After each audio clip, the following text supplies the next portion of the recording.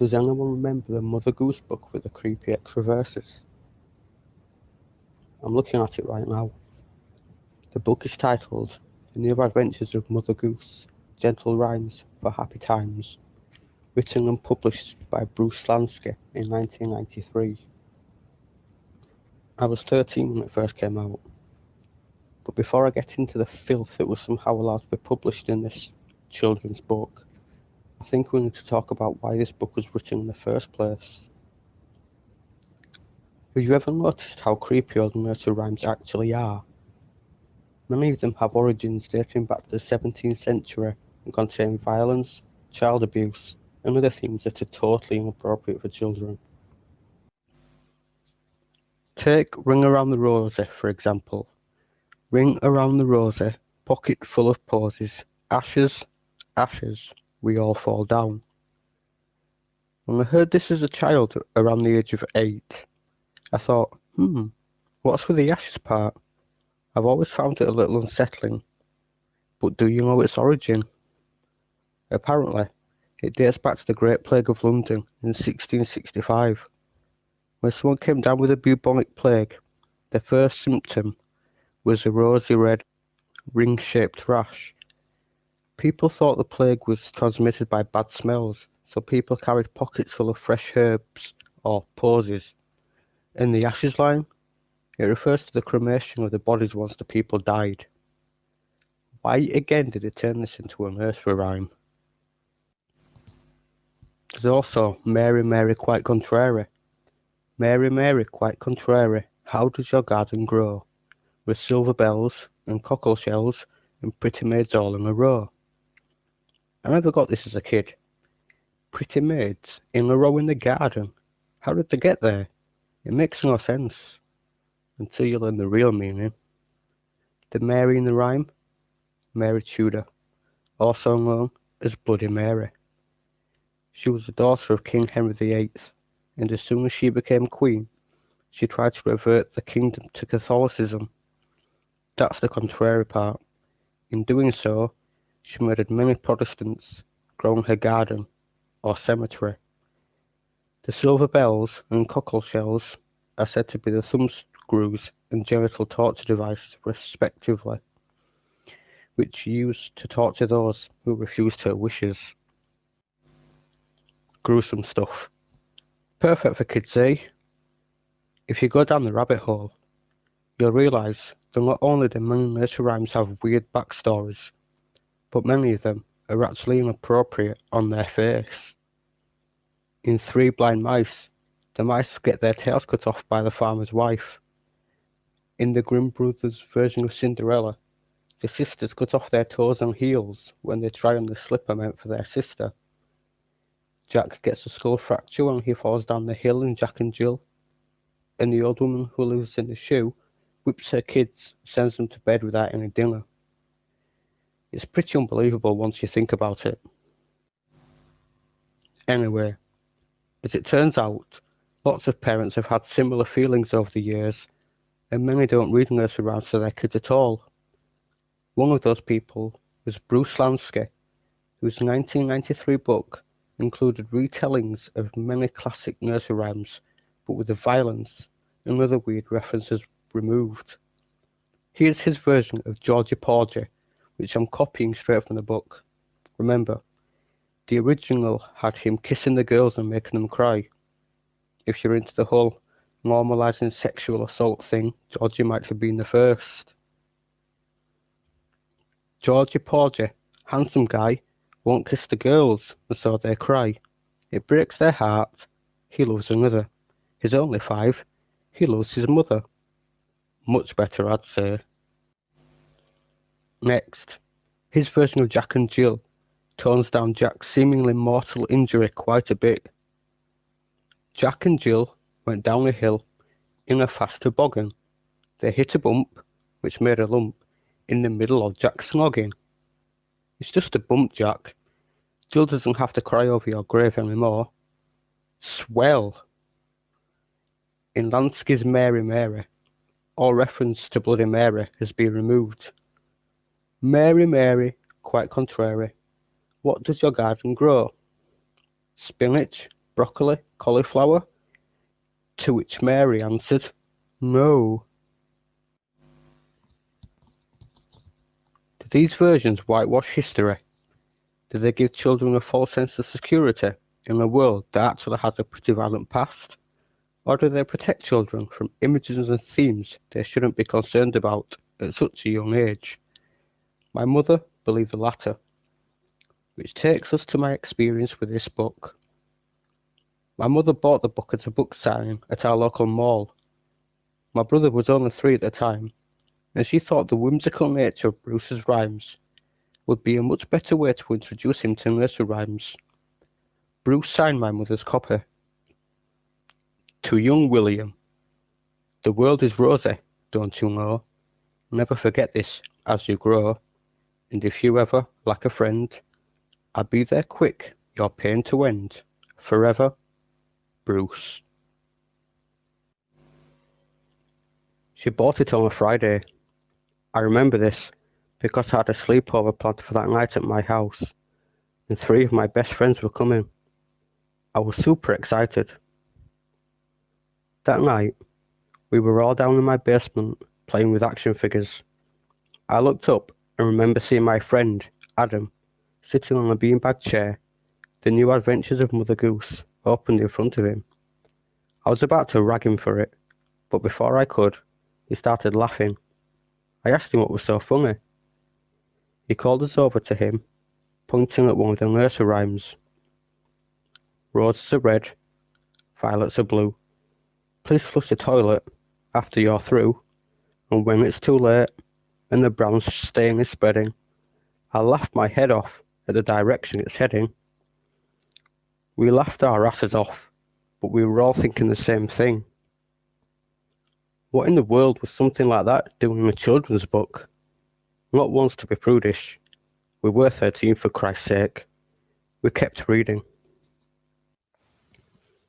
The next rhyme was titled Tom, Tom, the Teacher's Son. I've looked it up since.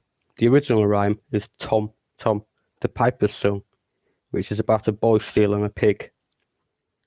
Tom, Tom, the teacher's son, cries before the morning's done. When his daddy's home at 3, Tom is happy as can be, but Tommy doesn't know the truth. His daddy's climbing on the roof. Who knows if he'll jump today? Well, Tommy downstairs laughs and plays. Reading this now, I'm horrified, but back then, I don't remember associating it with suicide. Adam had jumped off the roof of their garage onto a trampoline not 6 months before this, and broke his arm when it bounced him off the edge. I guess we always thought that Dad was tired of being a teacher, and wanted to do something stupid after work to blow off some steam. Still, we knew something was off about it. The next one was a little worse. I never admitted it to my friends, but it actually truly scared me when I read it. Old Mother Hubbard went to the cupboard to give her poor dog a bone, but when she got there, the cupboard was bare, and so the poor dog had none. Later that night, the old hag had the fright, 'cause that skinny old cur was a-walking. But they glinted his eyes, he'd lost his surprise, so that bastard old dog started talking. Listen to me, I'm tired of fleas, and this belly of mine's getting thinner. Either find me a steak, or your bones I will break, and eat the rest of you for my dinner. We kept reading. We knew it was wrong, but we couldn't help ourselves. But the further we went, the darker things got. The first verse, or couple of verses, were often playful and happy, and appeared to be Mr. Lansky's retellings. It was always the final verses that changed in tone. I'm not going to go through all of them, but here's the last one I remember reading before we stopped. Remember the wholesome version of Georgie Porgy? Well, he added a verse. Georgie Porgy, handsome guy, won't kiss the girls, and so they cry. It breaks their heart. He loves another. He's only 5. He loves his mother. Not just his mother's brother, the brother's girlfriend, and some others. Our love is different, so they say. No one understands anyway. I felt sick to my stomach reading it. George's parents are sick fucking people, apparently. We obviously brought the book to my mum immediately. I got into my share of trouble, but this wasn't something I was interested in hiding from her. When she read it, she had a fucking shit fit. I heard her screaming through the phone at the manager of the bookstore that had done the signing, asking how the hell they allowed something like this to happen. The person she spoke to acted confused, and then told her something strange, something that chills my heart to this day. They hadn't had a book signing with Bruce Lansky. What do you mean? My mum had shouted. He signed my fucking book. That was the first time my mum had dropped the F-bomb in front of me. Frankly, it was awesome. They said they'd look into it. A couple of days later, she got a call back. They did have a signing with Bruce Lansky scheduled at one point, but he backed out at the last minute. A family issue or something. The day she remembers the book signing, the manager was out of town, and one of the employees was tasked with managing the store. Bruce Lansky was not there that day, or so they said. So who signed my book? She asked. They didn't know. They hung up on my mother, and that was the end of that. She ended up trying to track down the employee who had managed the store the day of the signing, but he'd been fired for unknown reasons. With nothing else to do, she gave up. Over the years, I've thought about this a lot. I have two theories about what happened. The first theory is the most rational, and it goes like this. The employee, who was obviously some psychopath, was angry that Mr. Lansky was rewriting classic nursery rhymes. When Mr. Lansky cancelled, he hatched a plan to get the public back for buying Mr. Lansky's book and ruin his reputation at the same time. Using the shipment of books the store had gotten in for the original signing, he somehow added the extra verses. Looking back, I did see some typos and grammatical errors, so that would sort of make sense. I don't know how he would have accomplished this, but stranger things have happened. The other theory is far less rational. I'm sure you've heard the Berenstain Bears versus the Berenstain Bears controversy, otherwise known as the Mandela effect. It's when two groups of people remember historic details differently, and each group swears their version of the past is the true one. What if the Mr. Lansky that showed up and signed my mother's book, the one who promised to end my little brother William's pain if he ever needed a friend, wasn't from our universe, but a nearby one? What if that Mr. Lansky writes dark and creepy nursery rhymes instead of wholesome ones? And somehow, when the real Mr. Lansky cancelled, the other Mr. Lansky showed up in his place. Just FYI, I showed a picture of Bruce Lansky to my mother recently, hoping she'd say she didn't recognise him, and putting my parallel theory to rest, but she swore the picture looked exactly like the man who signed her book. I know it's crazy. There's something else weird too. I've searched for years, but I can't find anyone else talking about this version of the book. You'd think there'd be at least one other version out there, but then again, how many people showed up for, whoever it was, signing books at a mall in Philadelphia, Pennsylvania in 1993? Anyone live in Philly around that time? Was anyone there? Has anyone heard of this creepy ass shit? Or is it just me?